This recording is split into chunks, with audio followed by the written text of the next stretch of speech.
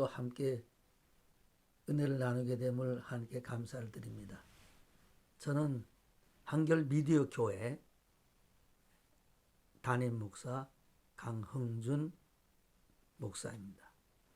오늘 여러분과 함께 나눌 하나님의 말씀은 절대 잊어서는 안 될 자리라고 하는 제목이 되겠습니다. 다른 건 다 잊어버려도 우리가 잊어버려야 되지 않아야 될, 꼭 기억하고 있어야 될 자리, 매일매일 기억해야 될 자리에 대해서 여러분과 함께 은혜를 나누고자 합니다. 첫 번째,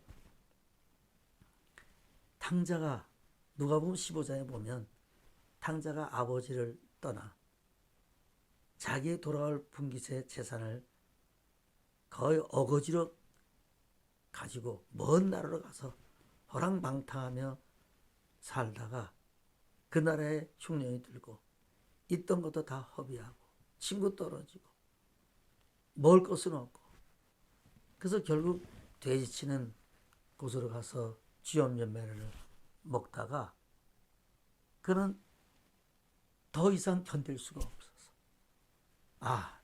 내 아버지 집에는 양식이 풍족한 품꾼이 얼마나 많은가, 나는 여기서 줄여 죽는구나. 그래서는 집으로 돌아가기 시작을 합니다. 강을 건너고 언덕을 넘고 산을 넘어 아버지 집으로 먼 나라에 갔으니까 그 세월 동안 아버지는 그를 기다리고 있었어. 그를 만났을 때 아버지는 내가 하늘과 아버지께 죄를 범하였으니 나를 아들이라 하지 마시고 나를 품꾼의 하나로 보소서. 그러나 아버지는 그를 껴안고 입을 맞추면서 기뻐해서 발에 신을 신기고 좋은 옷을 내어다 입히고 가락지를 끼우고 살진 송아지를 잡아서 온 동네 사람에게 풍악을 울리면서 기뻐했습니다.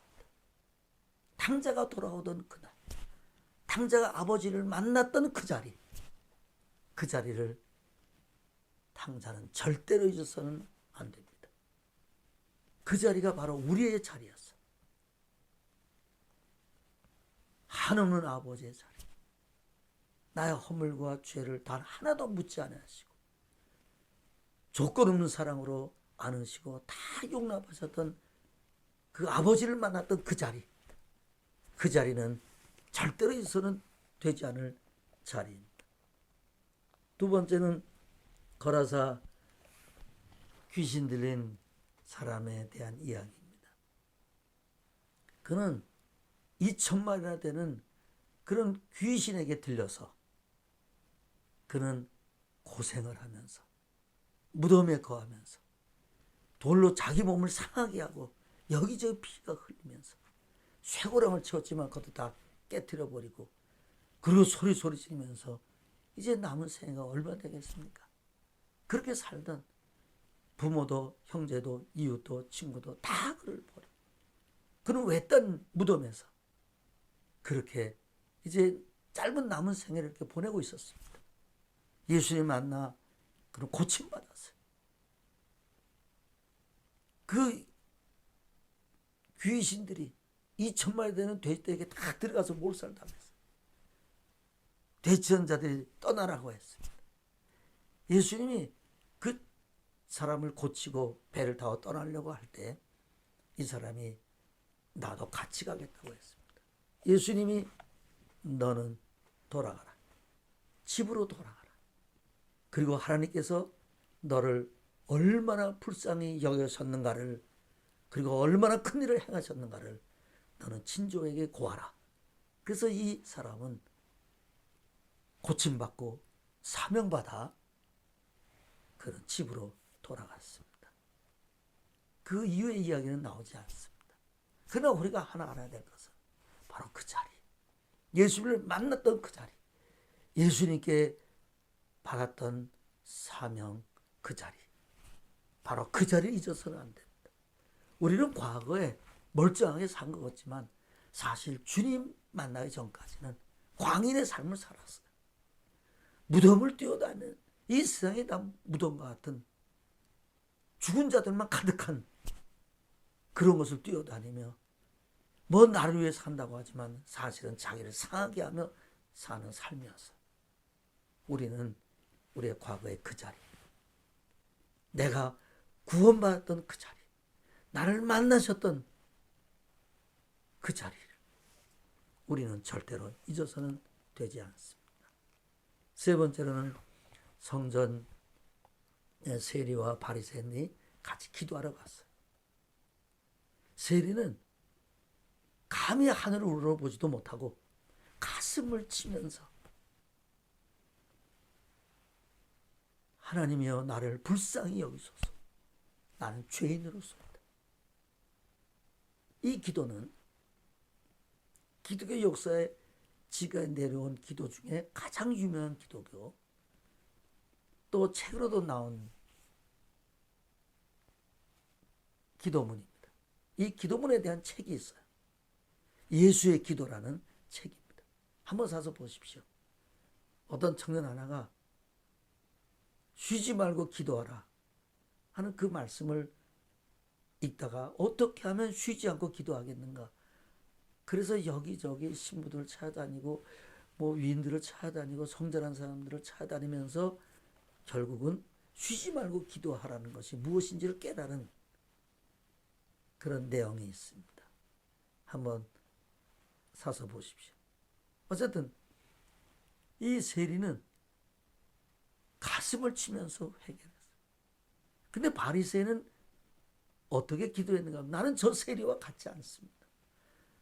나는 11조를 내고 나는 안식일을 지키며 나는 도색하지 아니하고 나는 잘 살고 있습니다. 그리고 둘이 내려갈 때 하나님은 세리의 기도를 받으시고 바리새인의 기도는 받지 않으셨어요. 세리에게 의롭다 하셨어요. 네 기도가 옳다고 하셨어요. 네가 참되게 나를 찾아왔다고 하셨어요. 우리의 기도의 자리는 하나님 내가 무엇을 해야 되겠습니다. 하나님 내가 이런 걸 합니다. 교회 건축을 합니다. 내가 전도를 합니다. 다 좋습니다. 그러나 우리가 제일 먼저 해야 될 기도는 아침에 일어나 하나님이여 나를 불쌍히 여기소서. 나는 죄인으로서이다. 그리고 마지막 잠들기 전에 마지막에 할 기도는 하나님이여 나는 죄인으로서이다. 나를 불쌍히 여기소서. 이 기도를 꼭 해야 된다고 생각합니다. 우리는 성전에 나와서 그 자리, 그 기도의 자리, 그 기도에 간절한 애통하는 그 기도, 회개의 기도, 그 자리를 잊어서는 되지 않겠습니다. 네 번째로 마가복음 5장에 보면 혈류병 얻은 여인의 이야기가 나옵니다. 12년 동안 많은 의원에게 많은 괴로움을 받고 있는 것도 다 허비야. 그런 여인이 예수님이 지나가신다는 소문을 듣고 그런 병든 몸을 끌고 주님 꼭 만나야 되겠다는 그 열심으로 왔어요. 그리고 고침받았어요. 새로워졌어요. 옷자락만 만져도 고침받았어요. 그는 자기 생애 전체가 변했습니다. 예수님이 내 믿음이 너를 고쳤으니 평안히 가라 라고 축복하셨어요. 우리는 이렇게 주님을 만났던 자리들이 있습니다.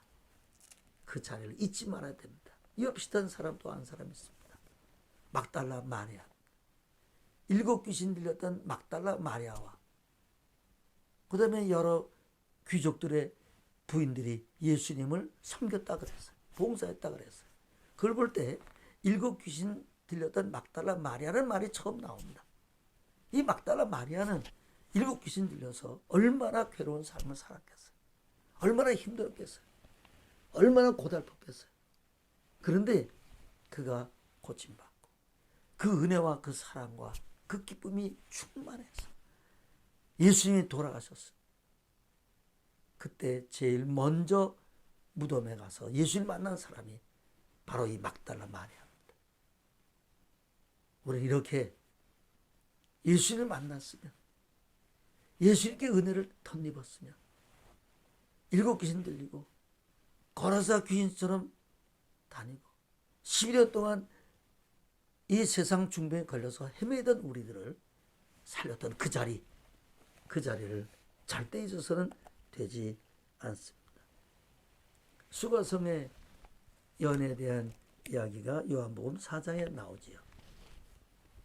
그 여자는 떼약볕이 쬐는 대낮에 물동이를 이고 물길로 왔어요.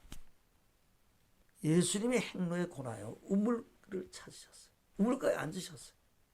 그 여인과 대화를 시작을 했습니다. 결국은 이 여인은 예수님이 자기를 잘 아는 걸 깨달았어요. 내 남편을 불러오라는 말부터 시작을 해서, 나는 남편이 없습니다.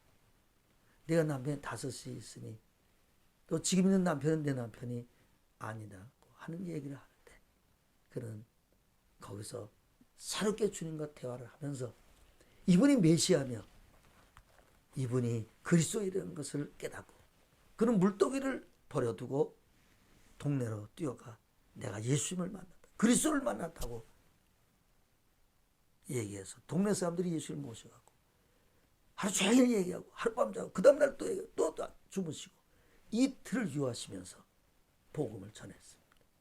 여기서 우리는 하나 깨달아야 될 것은, 이 수가성의 여인은 외로운 사람, 무슨 무거운 짐을 지고 어떤 삶을 살았는지는 우리는 자세히 알 수 없지만 그에게는 소망이 없었습니다. 무엇이 무엇인지, 어느 것이 진리인지를 모른 채 방황하고 살았습니다.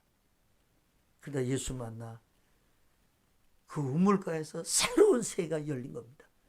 예수님과 대화하는 과정에 변화되어 새 사람이 되어 그런 물동이를 버려두고 동네를 간 겁니다. 사랑하는 성도 여러분, 예수님을 만났던 자리는 어떤 자리입니까? 여러분이 어떤 자리에서 예수님을 만나셨습니까? 우리가 만났던 자리들은, 그 만나기 전에 우리의 과거들은 하나도 내놓을 것이 없는, 정말 사망과 저주와 죽음과 그런 어둠 속에서 헤매이고 방할 수밖에 없었던 그런 삶을 살 수밖에 없었지 않습니까? 이제 우리는 우리를 만났던 그 시간을 잊지 말아야 된다고 하는 겁니다. 누가복음 10장에 보면 마르다의 집에서 예수님이 식사하게 되었어요. 마르다는 한 일이 많아 분주했습니다. 마리아는 예수님의 발 앞에 앉아 말씀을 들었습니다. 그런데 마리아가 한 일이 너무 바빠서 예수님한테 와서 이렇게 말했습니다.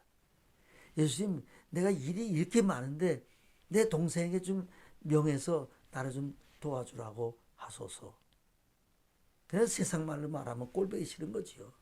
여러분, 보통 집안에서 잔치집이 다 이렇게 모여서 집안에 다 모였는데 며느리나 혹은 시누이가 그냥 저 소파에 앉아서 그냥 이 얘기 저 얘기 뭐 재미난 얘기 무슨 얘기 뭐 지나온 얘기 그 얘기만 하고 뭐 부치게도 해야 되고 뭐 떡도 만들어야 해야 되고 뭐 송편도 빚어야 되고 하는데 말만 하고 앉아 있으면 그 사람 꼴보기 싫은 겁니다. 그러니까 눈치 보이는 겁니다. 그렇지 않습니까? 그런데 이 마리아는, 언니는 그렇게 바빠서 난리치는데 그 앞에 앉아서 예수의 말씀을 목마른 사슴이 시냇물을 만난 것처럼 그렇게 듣고 있었습니다. 예수님이 말씀하십니다. 마리아야 마리아야, 두세 가지나 혹은 한 가지만 해도 족하니라. 마리아는 좋은 편을 택하였으니 빼앗기지 아니하리라. 여러분, 그 자리가 우리의 자리가 되어야 됩니다. 환경이 힘들고 어렵고 바쁘고 급하고 이것이 더 중요하고, 그런데 정말 중요한 것은 예수의 말씀 앞에 앉아서 말씀을 듣는 겁니다. 묵상하는 겁니다. 제가 목회하는 도중에 놀라운 경험을 하나 했습니다. 교회 달력이 이렇게 있는데 제가 그 달력을 보고 있었습니다. 근데 그 달력의 그림은 뭔가 하면 바로 오늘 본문에 있는 막달라 마리아는 옆에서 일을 하고 마리아는 예수님 앞에 무릎 꿇고 말씀을 듣는 그런 그림이었습니다.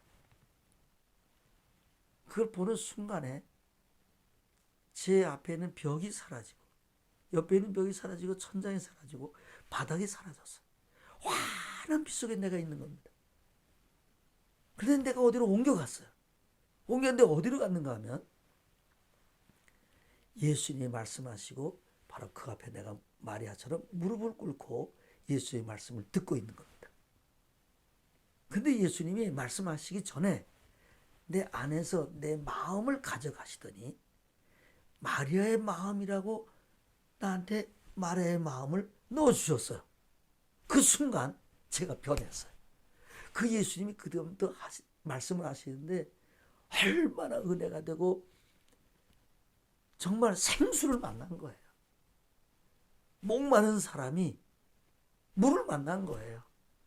바싹 마른 논에 빗방울이 떨어지면 쫙 빨려 들어가는 것처럼 주의 말씀이 내 가슴에 은혜와 사랑과 기쁨과 생수로 가득 가득 차는 겁니다. 그 기쁨은 이루 말할 수 없어요. 꿀송이보다 정말 더 달도다라고 하는 말이 맞습니다. 그 내용은 단 하나도 기억이 되지 않습니다. 단어 하나도 기억이 되지 않아요.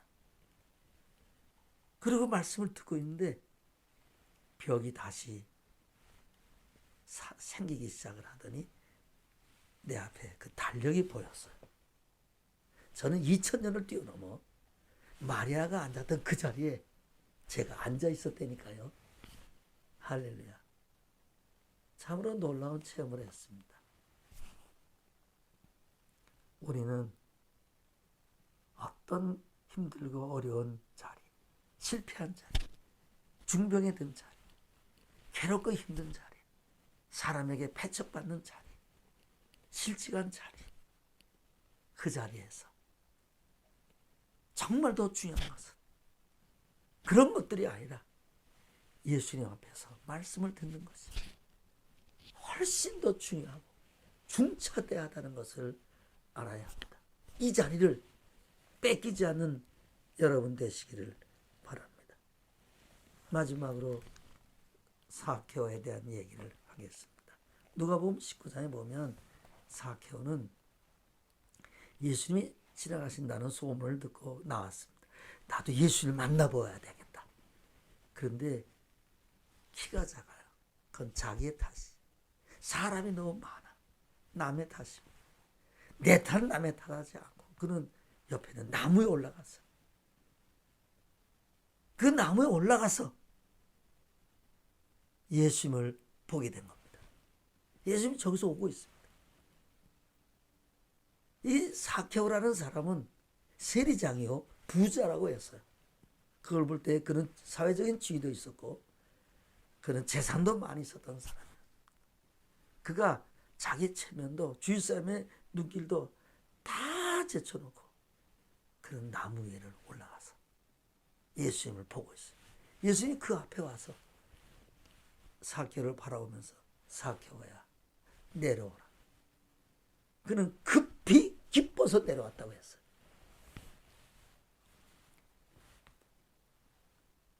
그 자리 어떤 자리입니까? 예수님을 보고자 하는 갈망했던 그 자리.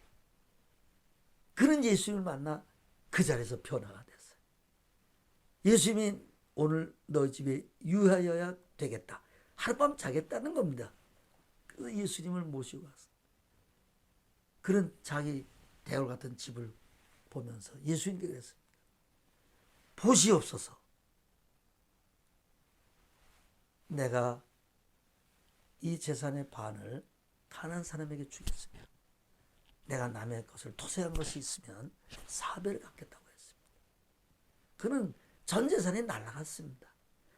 예수님 만나자 자기가 먹고 사는 거 의식주, 그동안에 자기 체면도 또 매국노란 말을 들으면서 세리와 그리고 창녀를 같은 급에 두는 그런 참담한 삶을 살면서 명예와 돈과 부귀를 따라갔던 그는 전체를 포기하고 주님을 따라가기 시작을 했습니다. 그 자리가 바로 우리의 자리 아닙니까? 옛날에 다 버리고 주님 한 분으로 만족하지 않았습니까? 살다 보니까 혹시 삭혀야 된 거 아닙니까? 오늘 여러분에게 몇 가지 있어야 될 자리에 대해서 말씀을 드렸습니다. 첫 번째, 잊지 않아야 될 자리들입니다. 요한계시록 3장에 보면 7 교회에 대해서 말씀을 하시면서 제일 먼저 에베소 교회를 말씀했습니다. 너희가 진리대로 살아고 인내하고 너희가 많은 사람에게 은혜를 베풀고 전도하고 거짓을 다 들춰내고 잘했다 이거예요. 그런데 한 가지 부족한 것이 있다. 그것 버리면 끝이라는 얘기예요. 첫사랑을 잃어버렸다는 겁니다. 우리가 찾아야 될 자리는 첫사랑입니다. 그 자리입니다. 내가 주님을 만났던 그때 그 자리를 잊어버리면 우리는 다 부족하고 모자라고 세상 근심 걱정 염려에 휩싸여 살고 조그만 타격이 오면 흔들리고 넘어지고 그럴 때가 얼마나 많이 있습니까?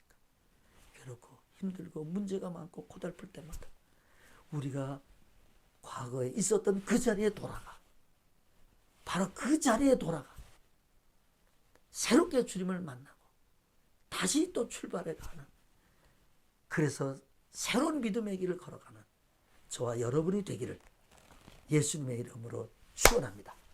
기도하시겠습니다. 사랑의 주 하나님 감사합니다. 오늘 정말 잊어버렸던 자리들을 다시 찾게 됨을 감사함을 드립니다. 우리로 하여금 이 자리를 잊지 않게 하시고 매일매일 그 자리를 생각하며 하루가 시작할 때 그 자리에서 또다시 출발하게 하소서. 겸손한 곳에서 낮아진 곳에서 저주와 사망과 죽음의 골짜기소에서 건져낸 바로 그 자리에서 새롭게 주님을 만나서 새롭게 인생을 다시 살도록 도와주시옵소서. 감사하며 예수님의 이름으로 기도하옵나이다. 아멘.